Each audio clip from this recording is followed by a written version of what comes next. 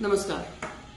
कल farmer MLA, former minister बाबा सिद्दीकी जी की जिस तरीके से बैंड्रा जैसे एक बिजी एरिया में गोली मारकर हत्या कर दी गई, वो बहुत ही दुर्भाग्यपूर्ण है और पूरे मुंबई वासियों को उन्होंने एक शॉक में डाल दिया है। एक दहशत का माहौल बन गया है और ये सिर्फ इसी इंसिडेंट की वजह से नहीं है, लगातार इस तरीके के इंसिडेंट्स हो रहे हैं जो दिखा रहा है कि महाराष्ट्र की लॉ एंड ऑर्डर व्यवस्था पूरी चरमरा चुकी है और कोई इसकी जवाबदेही नहीं ले रहा है। मैं आपको पिछले 4 इंपॉर्टेंट एपिसोड्स बता देती हूं जो दिखा रहा है कि खुद अलायंस वाले पार्टनर्स में ही अगर सुरक्षित माहौल नहीं मिल पा रहा है, उनकी मृत्यु हो रही है, तो ये पूरे मुंबईकरों को या महाराष्ट्र को क्या सुरक्षित माहौल देंगे।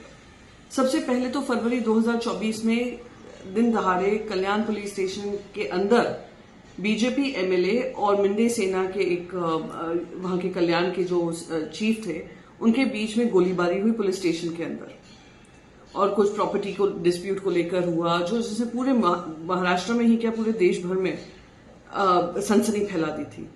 फिर फरवरी 2024 में ही अभिषेक घोसालकर जी, जो हमारी पार्टी के कद्दावर युवा नेता थे, उनकी दिन दहाड़े फेसबुक लाइव में मॉरिस नरोना कहा जाता है कि उन्होंने शूट आउट किया।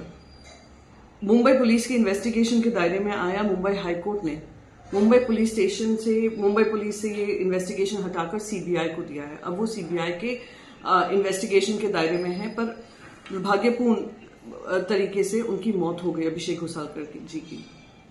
अक्टूबर 2024 में अजीत पवार के गुट के सचिन कुर्मी बाइकला ईस्ट में उनकी दिन दहाड़े उनकी स्टैबिंग हो जाती है, उनकी मृत्यु हो जाती है। और अब आकर बाबा सिद्दीकी जी की कहा जा रहा है कॉन्ट्रैक्ट किलिंग है, लॉरेंस बिश्नोई गैंग है। आपको याद होगा लॉरेंस बिश्नोई गैंग वही है जिन्होंने सलमान खान इसी साल में सलमान खान के घर के बाहर गोलीबारी की थी।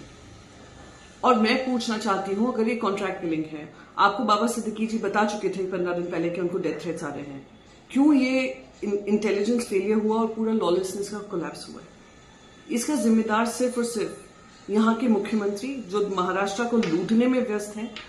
पिछले 10-12 दिन में करीब 1300 गवर्नमेंट रेजोल्यूशंस निकाले हैं, क्योंकि जानते हैं कि कुछ ही दिनों में आचार संहिता लगेगी, इलेक्शन कमीशन इलेक्शन अनाउंस करेगा। दूसरा सवाल इलेक्शन कमीशन के एक ओवरड्यू इलेक्शन का अनाउंसमेंट करने में उनको इतना समय लग रहा है। महाराष्ट्र लुटे जा रहा है, महाराष्ट्र में पूरी कानून व्यवस्था डगमगाई है, पूरा महाराष्ट्र का माहौल दहशत के उसमें फंसा हुआ है। इस पे निर्णय कब? और दुर्भाग्य है कि हमारे पास एक ऐसी सरकार है जो इलीगल इलेजिटिमेट सुप्रीम कोर्ट ने करार की है, पर डिसीजन अभी भी सुप्रीम कोर्ट में पेंडिंग है। जय महाराष्ट्र, जय हिंद।